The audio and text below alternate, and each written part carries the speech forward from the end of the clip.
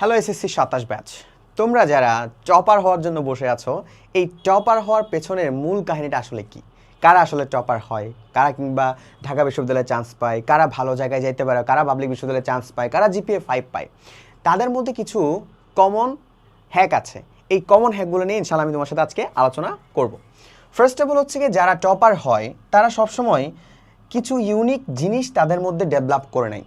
যেমন তারা গতানুগতিক স্টুডেন্টের মতন পড়াশোনা করে না, তারা একটা নির্দিষ্ট নিয়মে কিছু স্ট্র্যাটেজি ফলো করে ওই নিয়মেই তারা পড়াশোনা করে।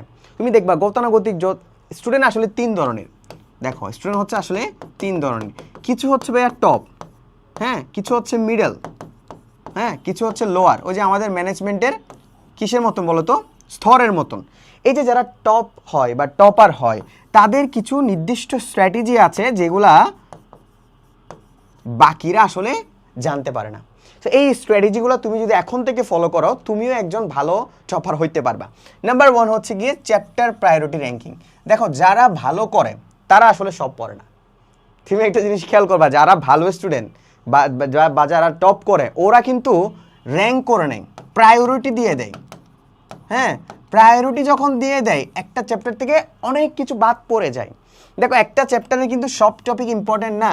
ঘুরে ফিরে দেখবা 80% জায়গা থেকে কোশ্চেন বেশি আসতেছে, কোনো কোনো টপিকে দেখবা 60% জায়গা থেকে কোশ্চেন টপিক আসতেছে, কোনো কোনো জায়গা থেকে দেখবা খালি 40% থেকে কোশ্চেন করতেছে, কোনো কোনো জায়গায় দেখবা খালি 20% থেকে কোশ্চেন করতেছে।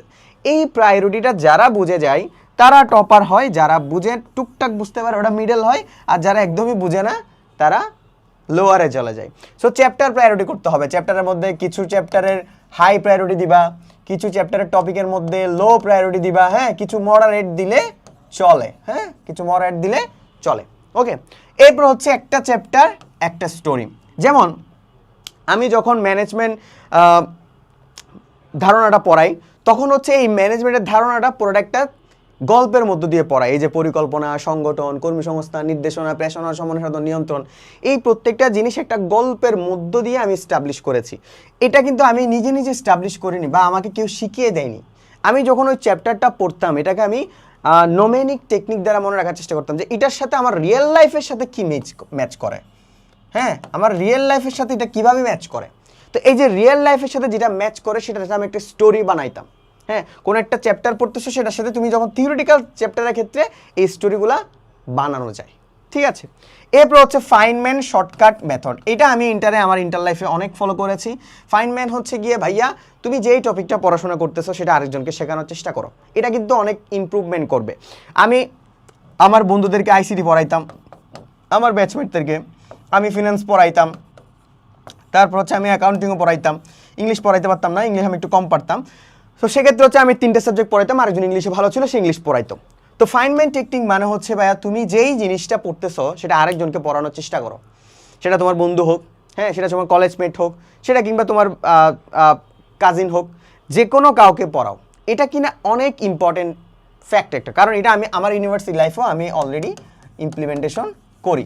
ঠিক আছে, এরপর হচ্ছে গিয়ে reverse study technique. Reverse study টেকনিকটা হচ্ছে গিয়ে বিশেষ করে যারা আইএলটিএসের প্রিপারেশন নিচ্ছে তারা কিন্তু আগে কোশ্চেন দেখে, এরপরে হচ্ছে গিয়ে তোমার কিসে যায়, টপিকে যায়। তো তোমার ক্ষেত্রে হবে কি তুমি আগে কোশ্চেনগুলো দেখবা, কোশ্চেন দেখে তুমি যখন বোর্ডের কোশ্চেনে যাবা এই টপিকগুলো থেকে কোশ্চেন আসতেছে, তার মানে এই টপিকটা ইম্পর্টেন্ট, এই টপিকটা মোস্ট ইম্পর্টেন্ট 20%-এর মধ্যে পড়ে গিয়েছে, মোস্ট ইম্পর্টেন্ট 80%-এর মধ্যে পড়ে গিয়েছে, মোস্ট ইম্পর্টেন্ট 40%-এর মধ্যে পড়ে গিয়েছে, 60%-এর মধ্যে পড়ে গিয়েছে।